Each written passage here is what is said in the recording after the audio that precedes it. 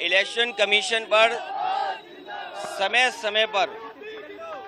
समय पर उंगलियां उठाई हैं, और चाहे वो प्रधानी का चुनाव हो, विधानसभा का चुनाव हो, लोकसभा का चुनाव हो या अन्य चुनाव हो, ये इलेक्शन कमीशन की जिम्मेदारी बनती है कि निष्पक्ष चुनाव हो। निष्पक्ष चुनाव के साथ साथ इलेक्शन कमीशन की इंस्टीट्यूशन पे लोगों को और भरोसा बढ़े। इधर जो हम लोग देखते हैं कि इलेक्शन कमीशन के जो फैसले हैं, इलेक्शन कमीशन का जो काम करने का तरीका है, उससे लोग संतुष्ट नहीं हैं, अविश्वास पैदा हुआ है। अभी हाल ही में जो वोट चोरी, वोट डकैती को लेकर के बड़े पैमाने पर देश को इंडिया गठबंधन और खासकर जो बीजेपी से अन्य दल हैं, उन्होंने कोशिश की और उसका परिणाम ये हुआ कि सुप्रीम कोर्ट को भी उन बातों को मानना पड़ा जो विपक्ष कह रहा था। इलेक्शन कमीशन पे कई बार उंगली उठी है, और यूपी के चुनाव में तो न जाने कितनी बार उंगली उठी है। ये तो पहला फेज था कि जहां हम अपना वोट बचा सकते हैं, अपनी वोटर लिस्ट में शामिल कर सकते हैं, ये पहला चरण है। लेकिन इसके बाद जो प्रशासन काम करता है, सरकारें जो काम करती हैं, उस पर इलेक्शन कमीशन कोई कार्रवाई नहीं करता।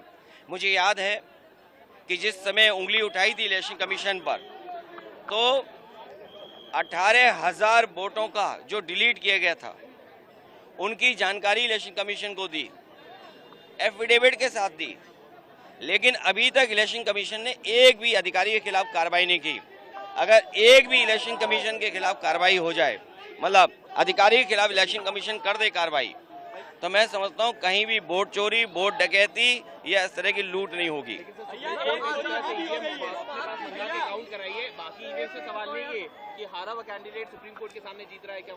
देखिए, इलेक्शन मशीन पर हमेशा सवाल खड़े होते हैं। टेक्नोलॉजी या इतनी फुल प्रूफ हो कि उससे बेईमानी ना हो सके।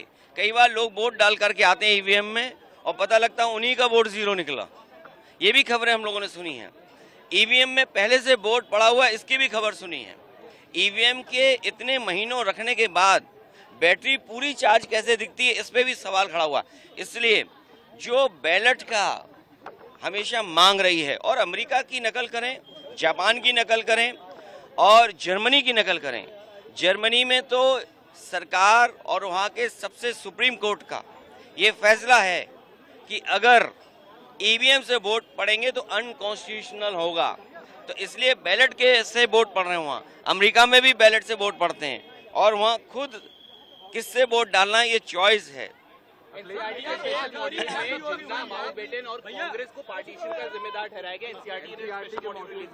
देखिए, जब से भारतीय जनता पार्टी आई है, सबसे ज़्यादा फर्जी काम बढ़ गए।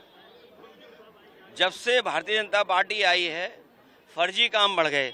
आज ही मैं सुन रहा था, यहीं पर पड़ोस में मुख्यमंत्री कह रहे कि डबल इंजन। अब इनके इंजन गिनो। मेयर एक इंजन, सांसद दूसरा इंजन, सांसद जी मंत्री हैं तो उनका भी एक इंजन छोटा सा, और प्रधानमंत्री वो इंजन, मुख्यमंत्री वो इंजन, डिप्टी सीएम वो इंजन, डिप्टी सीएम और एक और। तो इतने इंजन है, बताओ, इतने इंजन, और क्या कह रहे हैं कि डबल इंजन की सरकार। सच्चाई ये है कि न जाने कितने इंजन हैं, न जाने कितने इंजन हैं जो एक दूसरे को अब टक्कर मार रहे हैं। तो जब से भारतीय जनता पार्टी आई है, फर्जी काम बहुत बढ़ गया है। और आप देखिए, दूसरे के काम को अपना काम बनाना। ये स्मार्ट सिटी है ना, कौन सी गली में कूड़ा नहीं है। और सोचिए, नंबर 3 पर ये लखनऊ आया, नंबर 3 पर। कहा कि ये सफाई में और स्मार्टनेस में नंबर 3 पे है। बताओ, इतने इंजन होने के बाद अभी जल भराव हो गया, सीवर खुला था, मैनहोल खुला था, जान चली गई। और ऐसा नहीं केवल लखनऊ में हो रहा है, हर जगह ऐसी घटनाएं हो रही हैं और मिल रही हैं। देखिए, मैंने आपसे कहा कि बीजेपी, इनकी कोई विचारधारा नहीं है। बीजेपी की एक विचारधारा है कुर्सी पर बने रहना। और आपको मैंने कल भी कहा, फिर कहता हूं, बात को फिर दोहराता हूं, आप सब जानते हो, बीजेपी ने ये कहा जब उनकी पार्टी का गठन हुआ कि वो सोशलिस्ट रास्ते पे चलेंगे, सेकुलर रास्ते पे चले थे। क्या आज वो सेकुलर रास्ते पे चल रहे हैं? क्या भेदभाव नहीं है उनके अंदर, उनकी विचारधारा के अंदर? और सोशलिस्ट रास्ते पे चलने की बात कही, क्या सबसे ज्यादा उद्योगपतियों को, बड़े लोगों को नहीं बढ़ावा दे रहे हैं? आज गरीब और खासकर पीडीए, पिछड़ा, दलित, आदिवासी, इनके साथ जिस पैमाने पर भेदभाव हो रहा है, यहाँ पर हम लोग कल्पना नहीं कर सकते। बीजेपी आरोप लगा रही है कि राज्यसभा के एलओपी और लोकसभा के एलओपी इंडिपेंडेंस डे के कार्यक्रम में नहीं गए। ये कांग्रेस की एक नई तरह की राजनीति जिसमें वो इंडिपेंडेंस डे जैसे प्रोग्राम को बॉयकॉट कर रहे हैं। हमें तो बुलाया तक नहीं यहाँ पर। अरे दूसरों को आप कह रहे हो, हमें तो कार्ड तक नहीं भेजा सरकार के लोगों ने, जबकि ये परंपरा कभी नहीं थी कि कार्ड ना भेजा जाए। लेकिन कार्ड तो हमें भी नहीं मिला, पता नहीं किस पते पे भेज दिया इन लोगों ने।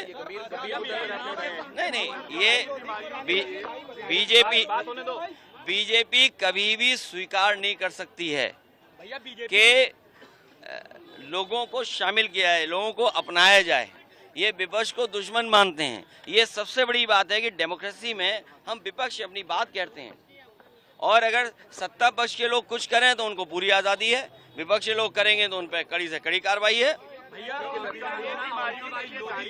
कि भारतीय जनता पार्टी के कार्यालय एकदम ठीक सामने पर लगाई गई है, इसके जो है प्रतिमा के बाहर लगा गेट चोरी हो गया, उसको आप कैसे बताते हैं? तो ये बीजेपी वाले नजर नहीं रख पा रहे हैं यहाँ पर, क्योंकि जिनका कार्यालय बगल में है, और बीजेपी के तो कार्यालय में कमरे के अंदर कमरे बने हुए मैंने सुना है। जो हमारे कुछ पत्रकार साथी वहाँ जाते हैं वही जानकारी ये देते हैं कि कार्यालय में बहुत कमरे बन गए हैं, और उसके बाद भी यहाँ चोरी होना, मुझे तो ये लगता है कि एक दिन भारतीय जनता पार्टी का कार्यालय ही चोरी हो जाएगा। भैया आप जो है आगरा एक्सप्रेसवे के गड्ढों की बात करते हैं, भैया आप आगरा एक्सप्रेसवे के गड्ढों की बात करते हैं, लेकिन रक्षा मंत्री जी का जो ड्रीम प्रोजेक्ट था किसान पथ, आज वो जो है अपनी बदनसीबी पे रो रहा है। बीजेपी की हर सड़क में गड्ढे हैं, और बीजेपी का है एक्सप्रेसवे टूट गया है क्योंकि उन्होंने भ्रष्टाचार किया है, और भ्रष्टाचार के बड़े बड़े गड्ढे हैं वहाँ पर। तो आप उन्हें भरेंगे या नहीं? भारतीय जनता पार्टी को हम लोग हटाएंगे, और जहाँ तक भारतीय जनता पार्टी हमेशा विचारधारा में उलझाती है, ये भारतीय जनता पार्टी के वो लोग हैं जो कुछ भी अपना सकते हैं, कुछ भी झूठ बोल सकते हैं। अब सोचिए, लाल किले पर किसकी तारीफ कर रहे थे? सोचिए आप, लाल किला जो बना हुआ है वो किसने बनवाया है? मुगलों ने बनवाया। तो वहां पर जाकर के जब भाषण देते हैं तो बताइए किसकी तारीफ कर रहे हैं? जो संस्था रजिस्टर्ड ही नहीं है, जो संस्था रजिस्टर्ड नहीं है उसकी तारीफ कर रहे हैं। इसका मतलब कि प्रधानमंत्री जी कमजोर दिखाई दे रहे हैं, बीजेपी कमजोर दिखाई दे रही है। कि जो प्राइवेट सेक्टर में रोजगार पाएगा उसके लिए सरकार प्रोत्साहन के रूप में 15,000 जानकारी करने पता लग रहा है सेशन ही रोक दिया है पूरा। ये बीजेपी की सरकार जब हटेगी तभी इलाज होगा, तभी अच्छा इलाज मिलेगा। भैया मोदी जी का एक वीडियो वायरल हो रहा है कल का, नहीं, अगर इतिहास के पन्ने पलटेंगे जो जॉब पाएगा 12,000 रुपए दिए जाएंगे प्रोत्साहन के रूप में। ये इतिहास के जब पन्ने आप पलटोगे तो बहुत सारे इतिहास में ये भी बातें लिखी हैं कि किस किस ने माफी मांगी है, तो माफी मांगने वाली बात भी आएगी।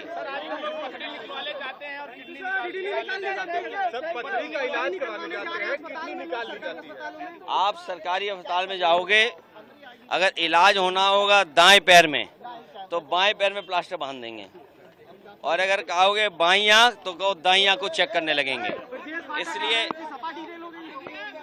इसलिए ये सावधान रहिए, भाजपा जब हटेगी तभी अच्छा इलाज मिलेगा।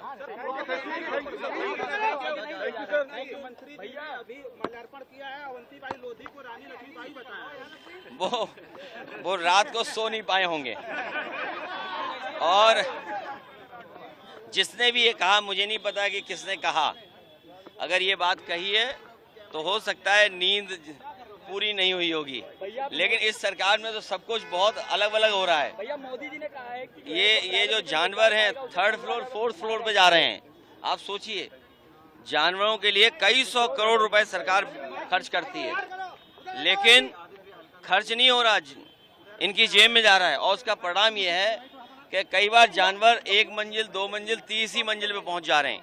इसलिए गरीबी बेरोजगारी से लड़ाई बढ़ी है, महंगाई बढ़ी है, रोजगार है नहीं, नौकरी है नहीं, इलाज है नहीं, भ्रष्टाचार बढ़ा है। इनके मंत्री लोग भ्रष्टाचार कर रहे हैं और पीडीए के लोगों का दम घुट रहा है वहाँ पर बीजेपी में।